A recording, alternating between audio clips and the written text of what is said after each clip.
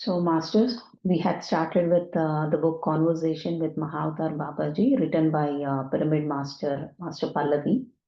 So, the entire book, it is about the channeling messages that she got from Babaji. And in the previous session, we started discussing about a new chapter, which is called like Initial Steps Towards Spirituality. So in that, before I move to the today's wisdom, I just want to recap it very quickly. What we discussed in the previous session. So one day Pallavi was asking Babaji to share his childhood experiences. So in that, he shared with us two experiences. Sorry.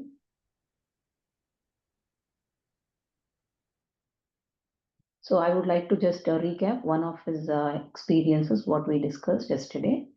Like when he was in the childhood, like maybe like 9 years old, like that, Babaji, like he was playing with along with his other friends outside, and a nearby well was there. After playing, they were very tired, and then they were just sitting at the edge of the well, and they were just relaxing over there. Suddenly, one of his friend, Damana, he fell into the water.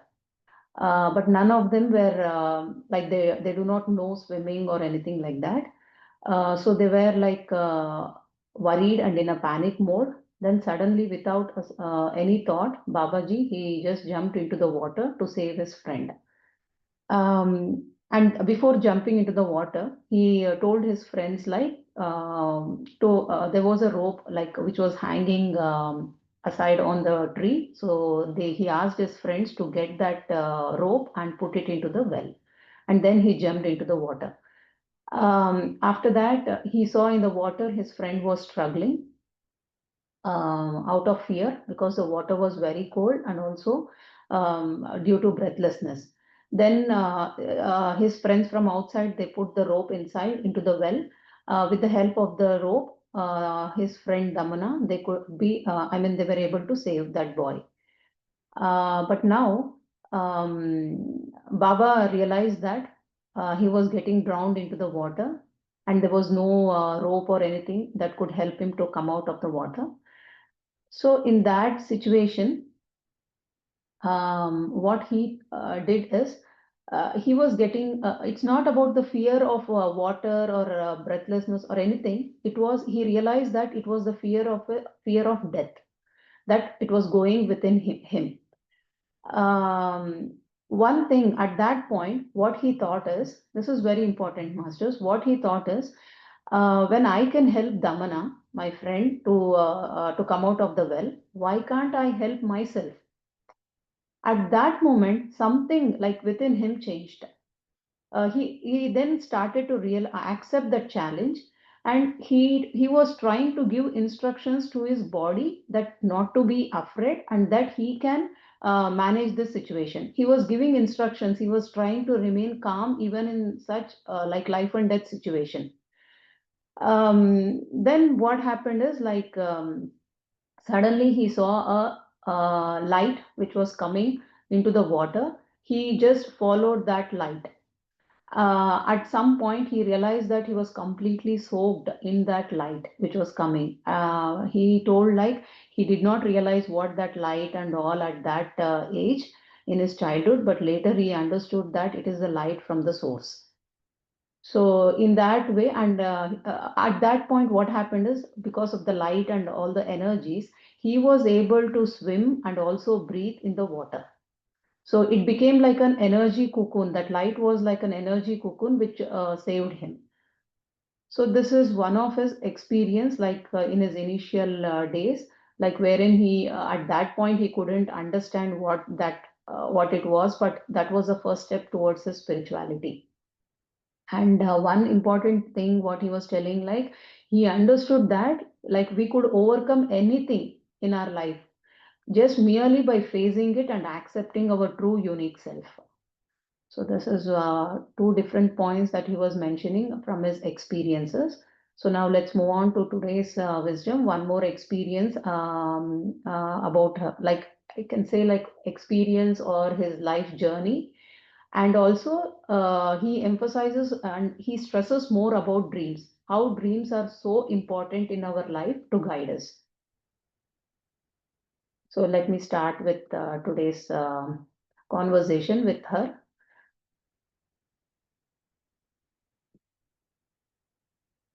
One. Okay, few months later, I had a feeling there will be a. So Baba is telling here, masters. Few months later, I had a feeling there will be a challenging situation nearing again.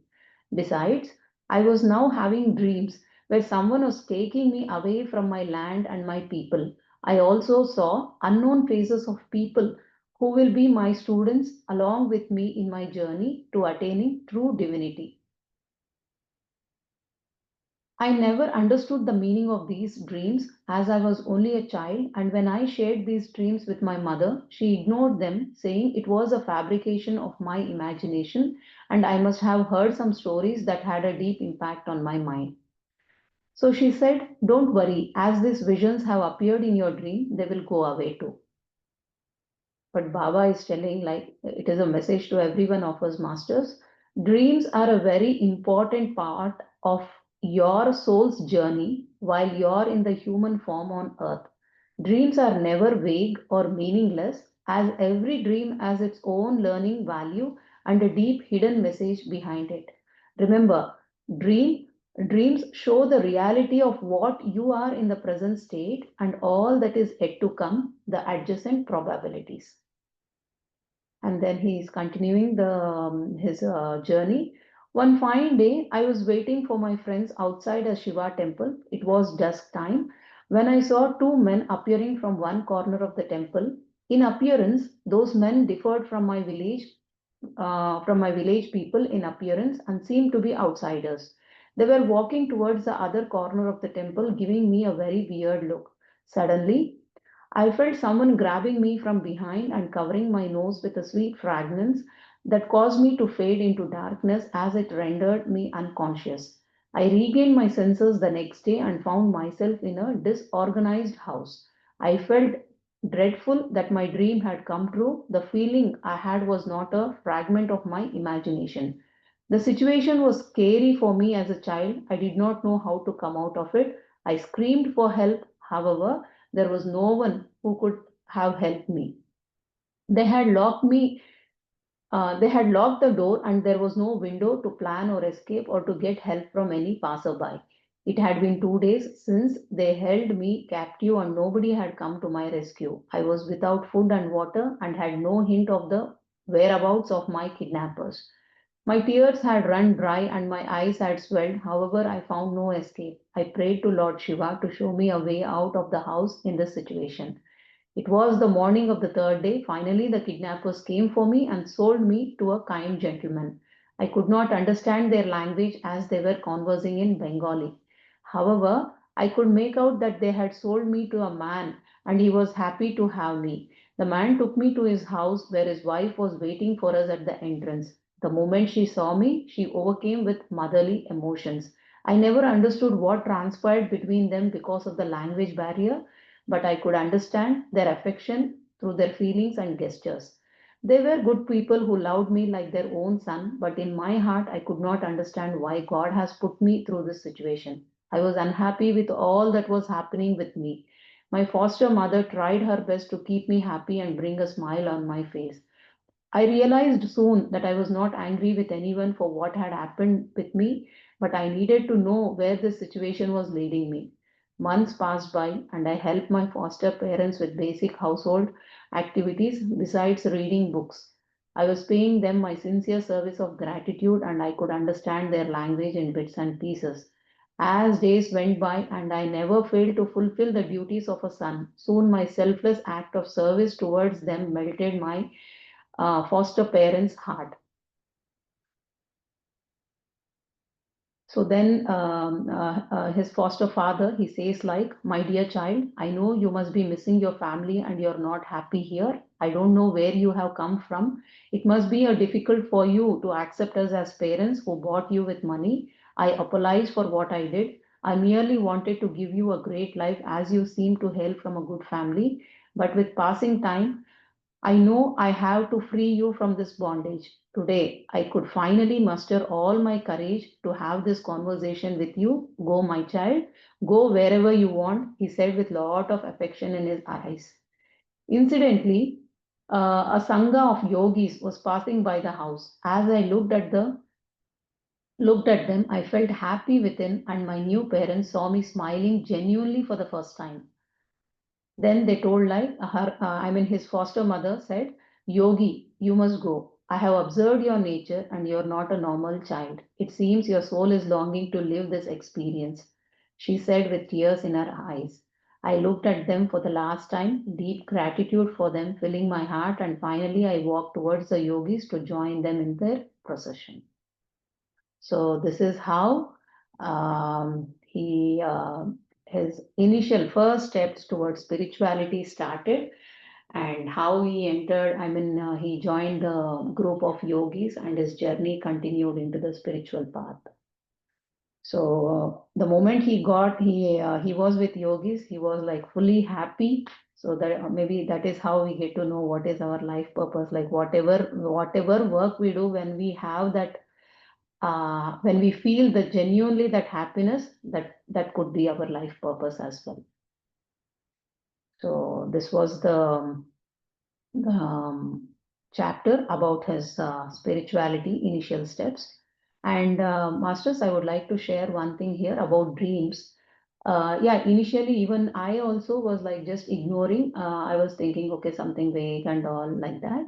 But once I started meditating, one day I got, I think maybe like 1 or 2 years back, 2 years I think so. One night I got three continuous dreams. I know the dreams were three because three different stories were there in my dreams, and in that three dreams, the common thing was the people in that dream were with whom I had some emotional trauma in my childhood, or maybe in the college days, or whatever, before meditation, whatever happened. Whatever that trauma had gone through in my real life, in the dream also, I could feel the same thing. I was going through the same sadness. And three different stories with these three people. When I woke up in the morning, actually, I did not, I remembered all the three dreams, but I was thinking why it has come. First of all, it was like a scene by scene, one dream after the next, like that. I was, I did not understand initially why it was coming like that, but later, after a little bit of analyzing and all, I understood that my higher self, or whatever we call it, it is trying to guide me. It is telling me like I have to do the shadow work with these hidden emotions, like blocked emotions, I can call. I have to release them. So that was the clear message guidance I got in my dreams. And then from that day, I understood like it is really, really very important dreams, because they guide us. And sometimes we get even like Y junction kind of dreams. Like Y junction dreams means like where we might be in a situation in our life like unable to take a decision whether to go take this path or this path. At that point also, our higher self, when we ask for the guidance, definitely we get such Y junction dreams to take a decision. So yes, dreams are really very important, like just how we get some visions or messages in meditation. Yeah. So this was my experience, Masters. Just I wanted to share. And if anyone would like to share your experiences with Mahavatar Babaji, or any dreams where you got guidance or anything, please unmute. We would love to hear all these experiences.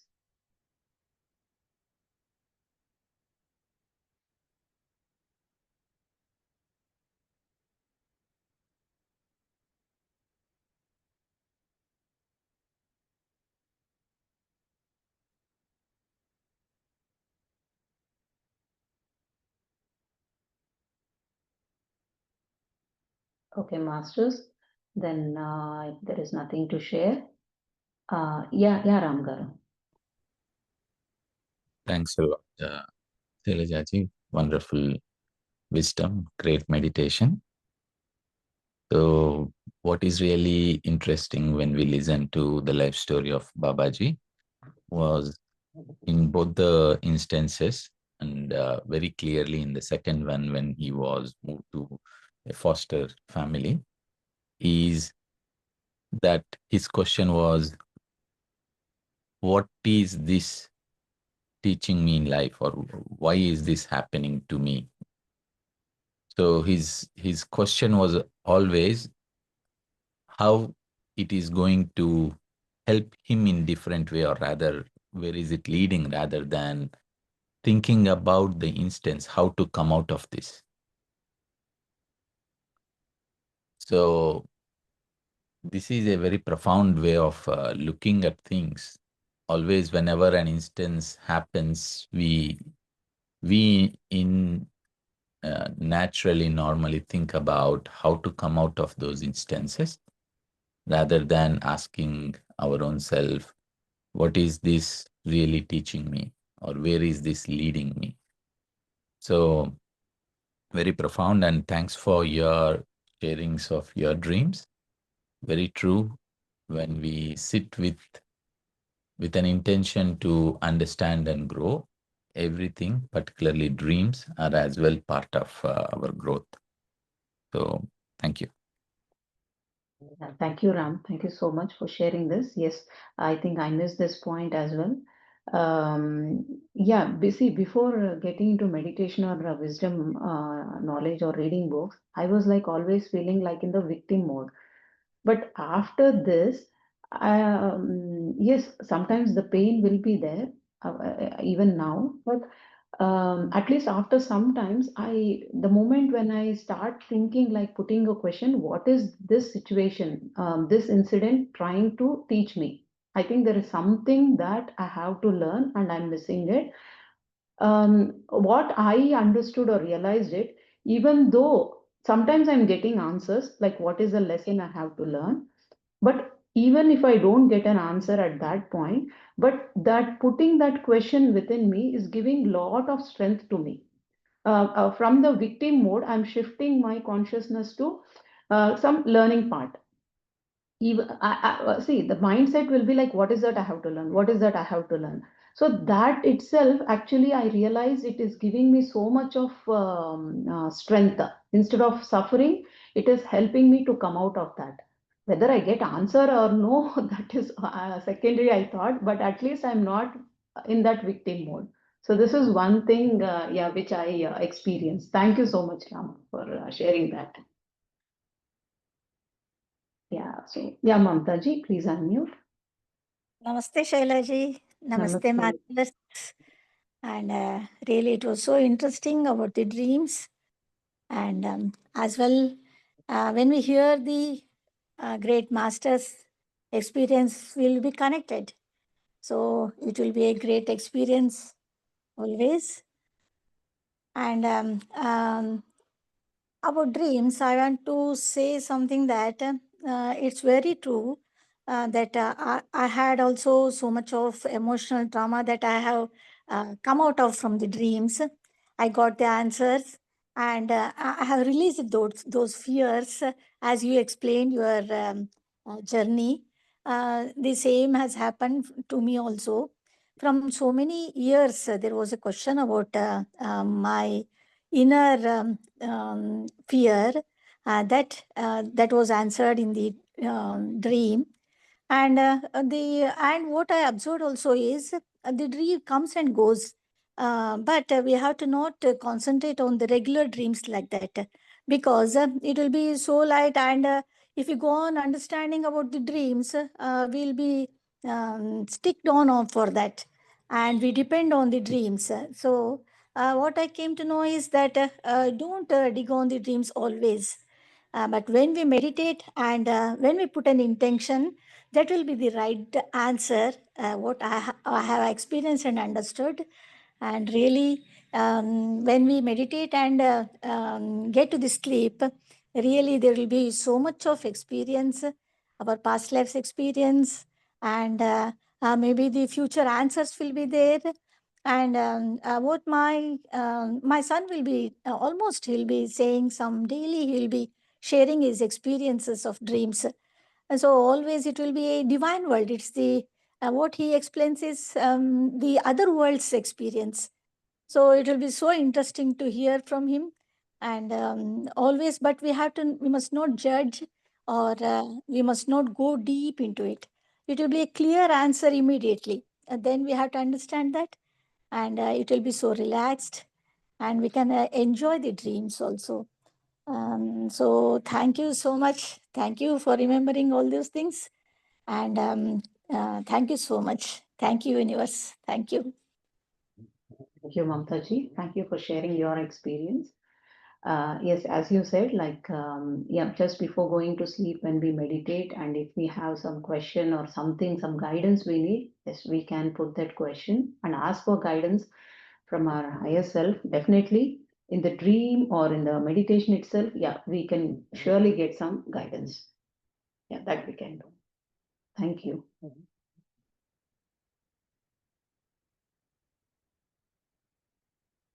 Okay, thank you, Masters. So then let's join in our next session with one more beautiful meditation and wisdom part. Thank you, one and all. Have a nice day. Bye.